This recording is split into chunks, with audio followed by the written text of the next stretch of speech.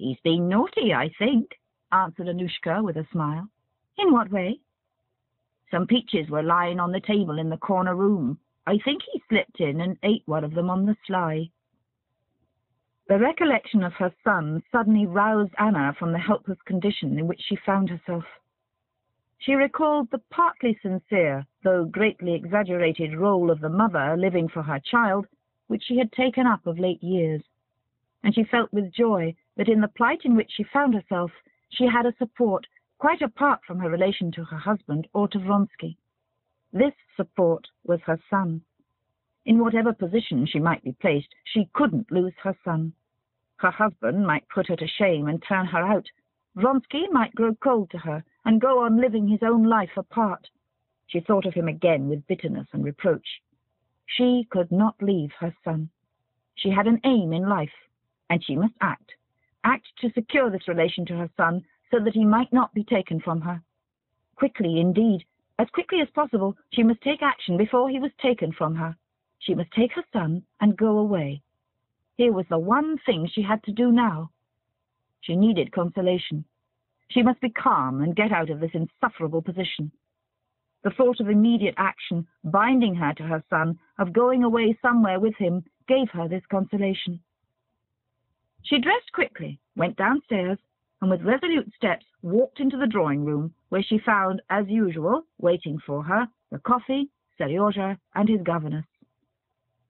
Seryozha, all in white, with his back and head bent, was standing at a table under a mirror, and with an expression of intense concentration which she knew well, and in which he resembled his father, he was doing something to the flowers he carried. The governess had a particularly severe expression. Seryozha screamed shrilly, as he often did, "Oh, Mamma!" and stopped, hesitating, whether to go to greet his mother and put down the flowers, or to finish making the wreath and go with the flowers.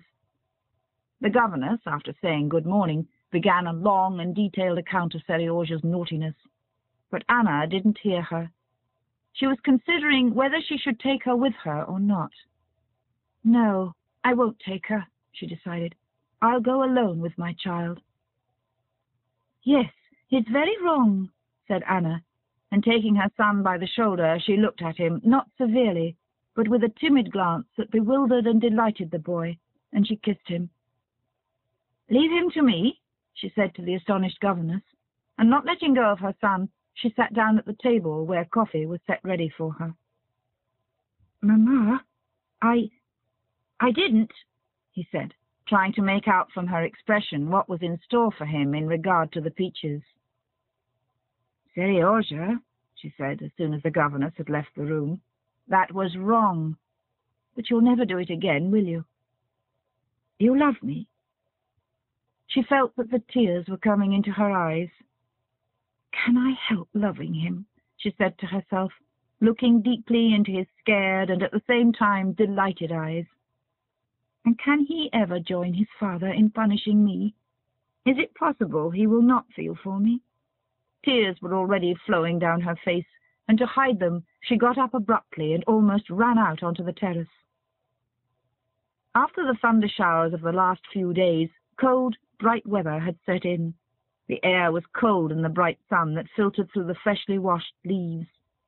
She shivered, both from the cold and from the inward horror which had clutched her with fresh force in the open air. Run along to Mariette," she said to Seryozha, who had followed her out, and she began walking up and down on the straw matting of the terrace. "Can it be that they won't forgive me, won't understand how it all couldn't be helped?" she said to herself. Standing still and looking at the tops of the aspen trees waving in the wind with their freshly washed, brightly shining leaves in the cold sunshine, she knew that they wouldn't forgive her, that everyone and everything would be merciless to her now, as was that sky, that green. And again she felt that everything was split in two in her soul. "I mustn't think," she said to herself. "I must get ready. To go where? When? Whom to take with me? Yes, to Moscow by the evening train. Annushka and Seryozha, and only the most necessary things. But first I must write to them both." She went quickly indoors into her boudoir, sat down at the table, and wrote to her husband. After what has happened, I cannot remain any longer in your house. I'm going away. I'm taking my son with me. I don't know the law, and so I don't know with which of the parents the son should remain. But I take him with me because I cannot live without him. Be generous. Leave him to me. Up to this point she wrote rapidly and naturally, but the appeal to his generosity, a quality she didn't recognize in him, and the necessity of concluding the letter with something touching made her stop. Of my fault and my remorse I cannot speak, because... She stopped again, finding no connection in her ideas. No, she said to herself, this is unnecessary. And tearing up the letter, she wrote it again, leaving out the allusion to generosity, and sealed it. Another letter had to be written to Vronsky. I've told my husband, she wrote, and she sat a long while unable to write more. It was so coarse, so unfeminine. And what more am I to write him, she said to herself. Again, a flush of shame spread over her face. She recalled his composure, and a feeling of anger against him impelled her to tear the sheet with the phrase she had written into tiny bits. No need to write anything, she said to herself. And closing her blotting pad, she went upstairs, told the governess and the servants that she was going that day to Moscow, and at once began to pack her things. Chapter 16. All the rooms of the summer villa were full of porters, gardeners, and footmen, going to and fro, carrying out things. Cupboards and chests were open. Twice they had sent to the shop for cord. Pieces of newspaper were tossing about on the floor. 2 trunks, some bags, and strapped-up rugs had been carried down into the hall. The carriage and 2 hired cabs were waiting at the steps. Anna, forgetting her inward agitation in the work of packing, was standing at a table in her boudoir, packing her travelling bag, when Annushka called her attention to the rattle of a carriage driving up. Anna looked out of the window and saw Alexey Alexandrovitch's courier on the steps, ringing at the front doorbell. "Run and find out what it is," she said, and with a calm sense of being prepared for anything, she sat down in an armchair, folding her hands on her knees. A footman brought in a thick envelope addressed in Alexey Alexandrovitch's writing. The courier had orders to wait for an answer, he said. "Very well," she said, and as soon as he had left the room, she tore open the letter with trembling fingers. A roll of unfolded notes done up in a wrapper fell out of it. She took out the letter and began reading it at the end. "Preparations shall be made for your arrival here. I attach particular significance to compliance," she read. Then, going back, she read it all through twice from the beginning. When she had finished, she felt that she was cold all over, and that a fearful calamity, such as she had not expected, had burst upon her. In the morning she had regretted that she had spoken to her husband, and wished for nothing so much as that those words could be unspoken. And here, this letter regarded them as unspoken, and gave her what she had wanted. But now this letter seemed to her more terrible than anything she had been able to conceive. "He's right," she said. "Of course, he's always right. He's a Christian. He's generous. Yes, vile, base creature. And no one understands it except me, and no one ever will, and I can't explain it. They say he's so religious, so high-principled, so upright, so clever. But they don't see what I've seen. They don't know how he had crushed my life for 8 years, crushed everything that was living in me. He's not once given thought that I'm a live woman who must have love. They don't know how at every step he's humiliated me and been just as pleased with himself. Haven't I tried with all my strength to find something to give meaning to my life? Haven't I struggled to love him, to love my son when I couldn't love my husband? But the time came when I knew that I couldn't cheat myself any longer, that I was alive, that I wasn't to blame, that God has made me so that I must love and live. And now what does he do? If he'd killed me, I could have borne anything. I could have forgiven anything, but no, he... How was it I didn't guess what he would do? He's doing just what's characteristic of his mean nature.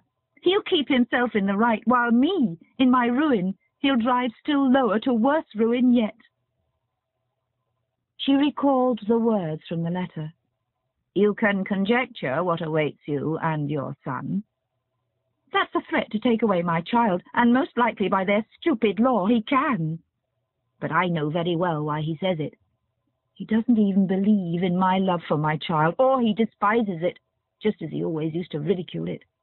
He despises that feeling in me, but he knows that I won't abandon my child, that I can't abandon my child, and that there could be no life for me without my child, even with him whom I love.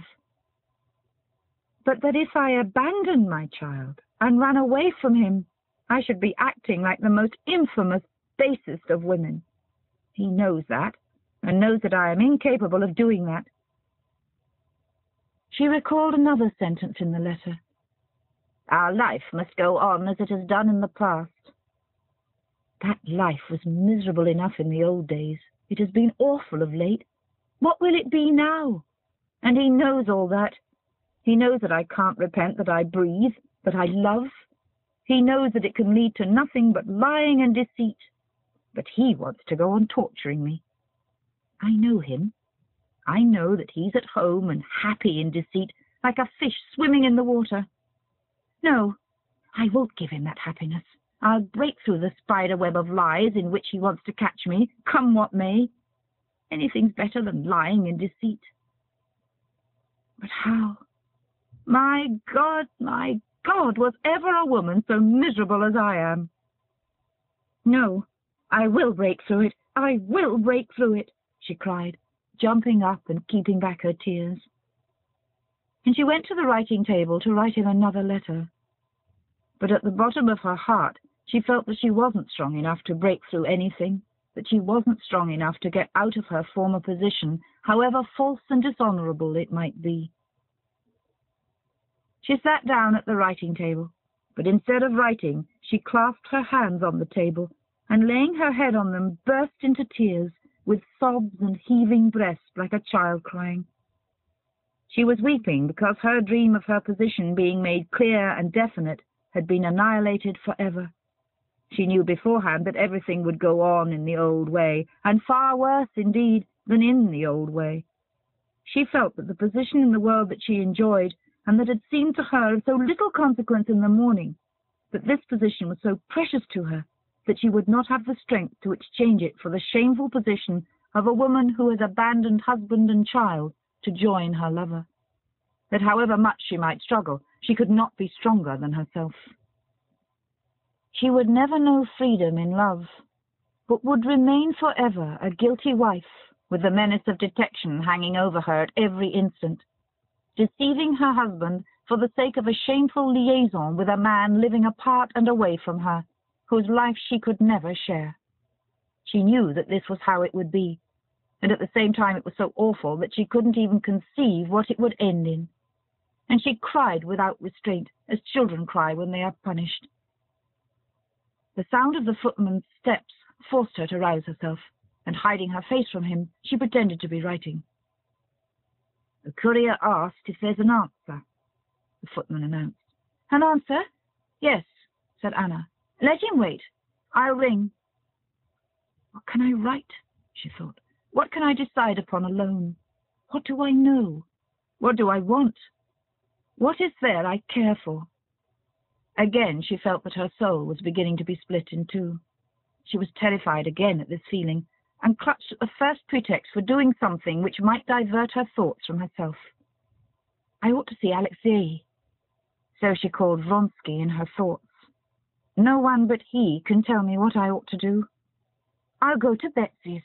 Perhaps I shall see him there, she said to herself, completely forgetting that when she had told him the day before that she was not going to Princess Tverskaya's, he had said that in that case he wouldn't go either. She went up to the table, wrote to her husband, I have received your letter, A. And ringing the bell, gave it to the footman. We're not going, she said to Annushka as she came in. Not going at all? No. Don't unpack till tomorrow, and let the carriage wait. I'm going to the princess's. Which dress will you wear? Chapter 17.